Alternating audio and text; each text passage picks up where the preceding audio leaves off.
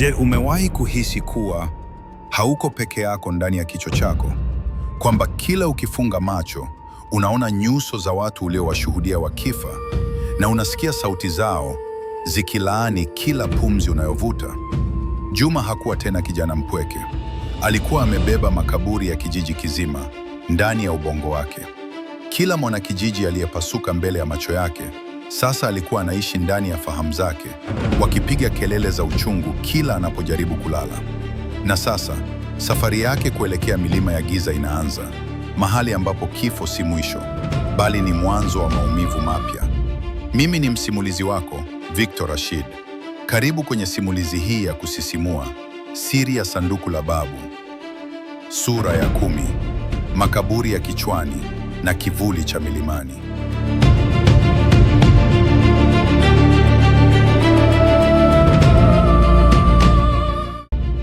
Harufu ya nyama iliyoungua na moshi wa kanisa uliokuwa ukififia uliashiria mwisho wa kijiji cha Namawala. Juma alikuwa amesimama katikati ya majivu, akiwa amefumba macho kwa vitambaa vizito alivyovirarua kutoka kwenye joho la marehemu mchungaji Ezekiel. Hawezi tena kutazama dunia. Kila akifungua macho anasababisha maangamizi. Lakini kufunga macho hakukumpa amani. Ndani ya giza la kope zake alikuwa anawaona. Alimuona mzee yule wa mkuki akionekana kama kioo kilichopasuka, akimnyooshea kidole. Alimsikia Bibi Salma, mama yake wa kweli, akilia kwa mbali, sauti yake ikichanganyika na vicheko vya kile kiumbe kilichokuwa kimetoa mwili wake. Muuaji! Sauti ya mzee yule ilivuma ndani ya fuvu la Juma. Umetugeuza kuwa kivuli.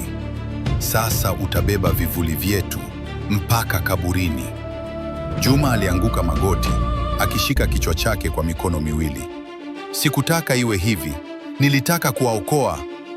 Lakini uliwaua, sauti nyingine ya mtoto mdogo ilinong'ona. Ulituangalia na tukayeyuka. Wewe ni mnyama kuliko hata babu yako. Kwa mbali, kuelekea upande wa kaskazini, milima mirefu ya Nguru ilionekana kama meno ya mnyama mkubwa aliyelala.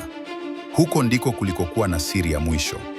Mzee Madaraka, katika maandishi yake ya siri yaliyokuwa yamefichwa kwenye msingi wa sanduku, alikuwa amemtaja muhunzi wa roho, the soul smith, mtu ambaye hafi, anayeishi kwenye kilele cha milima hiyo, akitengeneza vifaa vinavyoweza kufunga au kufungua giza la quantum. Juma alianza kutembea. Alikuwa kipofu kwa hiari, akitumia fimbo ya mbao kupapasa njia. Kila hatua aliyopiga ilikuwa ya maumivu. Ardhi ilionekana kunywea chini ya miguu yake, kana kwamba asili yenyewe inamchukia mbeba laana huyo. Baridi ya milimani ilianza kumshika kooni. Hewa huko ilikuwa na ladha ya barafu na chuma. Alipofika kwenye mteremko wa kwanza, alisikia sauti ya kukwaruza. Si sauti ya kichwani, bali sauti ya nje. Nani yuko hapo? Juma aliuliza, akitetemeka. Mimi ni yule unayemtafuta. Sauti ilikuwa ya kizee sana, ikisikika kama majani makavu yakisuguana. Lakini unakuja kwangu ukiwa umejifunika macho. Unadhani kuficha macho yako kutaizuia njaa ya kile ulichobeba? Nimebeba mauti, Juma alijibu. Sitaki kuua kiumbe kingine chochote. Mauti si kitu unachokibeba, Juma. Mauti ni kile ulichokuwa. Yule mzee alicheka kicheko cha dhihaka. Babu yako alikuja hapa miaka 50 iliyopita. Alitaka utajiri, alitaka nguvu. Nilimpa sanduku. Lakini sikumwambia kuwa sanduku lile si la kuhifadhi mali, ni la kuhifadhi mbadala. Na sasa mbadala umepatikana. Juma alihisi uwepo wa yule mzee ukiwa karibu sana. Alihisi harufu ya moto wa makaa na asidi.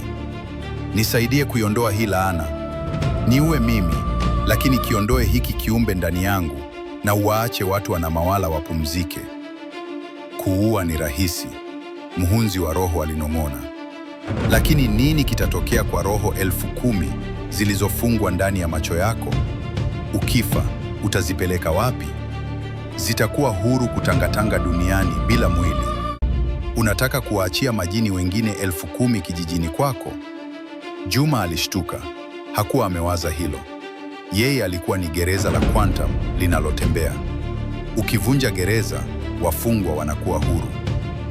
Kuna njia moja tu, Muhunzi alisema, akivuta kitambaa cha Juma kwa nguvu na kumfanya Juma afumbue macho. Juma alipiga kelele, akitegemea kuona mzee huyo akiteketea. Lakini alichokiona kilimfanya agande kwa hofu. Mzee yule hakuwa na sura.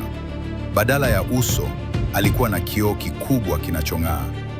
Juma alijiona yeye mwenyewe ndani ya uso wa yule mzee, lakini alijiona akiwa na sura ya kiumbe kile cha quantum, kikiwa na taji la mifupa kichwani. "Karibu nyumbani, mjukuu wangu," mzee huyo alisema kwa sauti ya mzee Madaraka. Hapo ndipo Juma alipogundua usaliti wa mwisho. Muhunzi wa roho na mzee Madaraka walikuwa kitu kimoja. Babu yake hakuwahi kufa. Alihamisha roho yake kwenye mwili wa Muhunzi miaka mingi iliyopita, akimsubiri Juma akishindwa na sanduku ili achukue mwili wa Juma uliokuwa na nguvu ya kioo. Juma aligundua kuwa ameingia kwenye mtego wa karne nyingi. Babu yake hataki kumwokoa, anataka kuingia ndani ya mwili wa Juma ili aweze kutawala ulimwengu kwa kutumia macho ya mauti ya Juma. Wakati Muhunzi wa roho akianza kufanya tambiko la kuhamisha roho, Juma alihisi roho za wanakijiji ndani ya kichwa yake zikianza kupiga kelele kwa pamoja. Safari hii sauti zao hazikuwa za kulaani, zilikuwa sauti za kutaka kulipiza kisasi. Je, Juma ataruhusu roho za waliokufa zitumie mwili wake kupigana na babu yake? Na ni nani atakayebaki mshindi wakati miili miwili itakapokuwa na roho 10,000? Tumefika tamati kwa leo, lakini safari ya hadithi hizi ndiyo kwanza inaanza. Ili kuwa wa kwanza kupata mwendelezo na simulizi nyingine kali kama hizi, tafadhali bonyeza alama ya subscribe, share simulizi hii na rafiki zako, na tuandikie kwenye comment ni jambo gani limekugusa zaidi leo. Mimi ni msimulizi wako, Victor Rashid. Asante kwa kuwa nami.